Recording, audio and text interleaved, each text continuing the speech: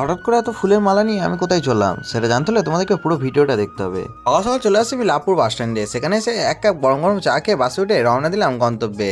গেটটা দেখে তো হয়তো অনেকেই বুঝতে পেরেছো আমি কোথায় এসেছি। গেটের মধ্যে দিয়ে প্রবেশ করার পরে আমরা দেখতে পাই অনেকগুলি দোকান আছে, সেখান থেকে একটি দোকান থেকে আমরা পুজো ডালা কিনে নিই। পুজো ডালা কেনা হয়ে গেলে আমরা মন্দিরের দিকে রওনা দিই। হ্যাঁ, আজকে আমরা এসেছিলাম মা কঙ্কালীতলা, যেটি বীরভূম জেলার বোলপুরে কিছুটা দূরে অবস্থিত। 51টি সতীপীঠের মধ্যে এটি হলো একটি অন্যতম সতীপীঠ। এখানে মায়ের কঙ্কাল পতিত হয়েছিল। মন্দিরের ভেতর অর্থাৎ গর্ভগৃহের ভিতরে ফটো তোলা বা ভিডিও করা নিষেধ ছিল, তাই তোমাদেরকে মাকে দর্শন করতে পারলাম না। পুজো দেওয়া কমপ্লিট হয়ে গেলে আমরা চলে আসি পাশে কোপাই নদীতে। কোপাই নদীতে কিছুক্ষণ সময় কাটানোর পরে আমরা আবারও চলে যাই মন্দিরের দিকে। মন্দিরে আসতে দেখি মন্দির চত্বরে বিভিন্ন রকমের জিনিসপত্র বিক্রি হচ্ছিল, সেগুলোকে দেখে আমরা চলে যাই খাওয়া দাওয়া করতে। পাশে একটা দোকান থেকে নিরামিষ ঘুগনি মুড়ি খেয়ে আমরা চলে আসি আবারও মন্দিরে। মন্দিরে আসতে দেখি প্রচুর ভক্তের আগমন হয়েছে, সেসব দেখে ভালো করে জায়গাটাকে ঘুরে এবং কিছু কেনাকাটা করে আমরা বসে যাই মায়ের ভোগ খেতে।